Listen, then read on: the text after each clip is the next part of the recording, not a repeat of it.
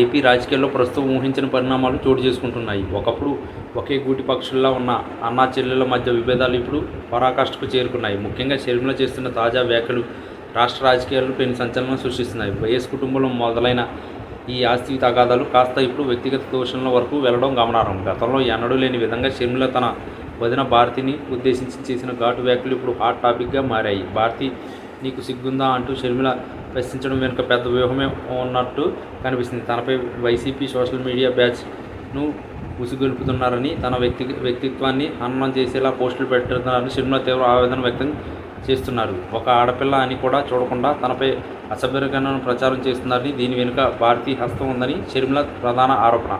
జగన్ కంటే భారతే ఈ వ్యవహారాలన్నీ వెనుక నుండి నడిపిస్తున్నారని షర్మిల భావిస్తున్నారు. అందుకే నేరుగా భారతీనే విరుచుకుపడ్డారు. వైసీపీ బ్యాచ్ను నాపై వదులుతున్నావు, నీకు ఇది ధర్మమేనా అంటూ ఆమె నిలదీశారు. రాజశేఖర రెడ్డి బిడ్డగా తాను ఎదురుదాడిని సిద్ధమని, ఎట్లాంటి బెదిరింపులకు భయపడే ప్రసక్తే లేదని ఆమె స్పష్టం చేశారు.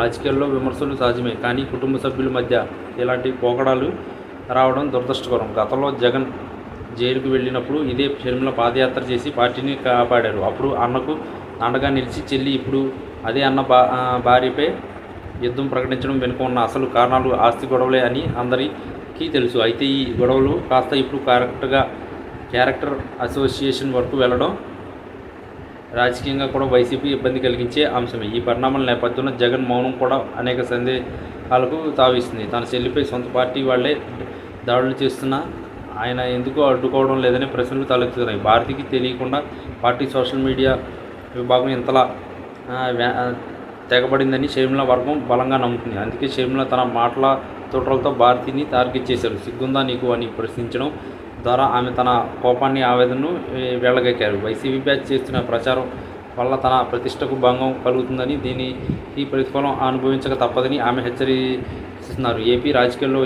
ఈ అన్నా చెల్లెల గొడవ రాబోయే రోజుల్లో ఇంకెన్ని మలుపులు తిరుగుతుందో వేచి చూడాలి. అసలు వైఎస్ఆర్ ఆశయాల గురించి మాట్లాడే వీరు ఇంట్లోనే ఎట్లాంటి గొడవలు పడడం పట్ల జనం కూడా రకరకాలుగా చర్చించుకుంటున్నారు. ముఖ్యంగా మహిళా నేతలపై ఎట్లాంటి దాడులు జరగడం అసభ్యకరమని విశ్లేషకులు అభిప్రాయపడుతున్నారు. షర్మిల చేసిన ఈ వ్యాఖ్యలు వైసీపీ శ్రేణులు కూడా కలకలం రేపుతున్నాయి. తనపై జరుగుతున్న కుట్రలను తిప్పికొట్టడానికి షర్మిల సిద్ధమయ్యారు. భారతీపై ఆమె చేసిన ఈ వ్యాఖ్యలు కేవలం కోపంతో చేసినవి కావు, ఒక పక్కా వ్యూహంతో చేసినవి అని అర్థమవుతుంది. రాష్ట్ర వ్యాప్తంగా ఈ వ్యవహారం ఇప్పుడు చర్చనీయాంశంగా మారింది.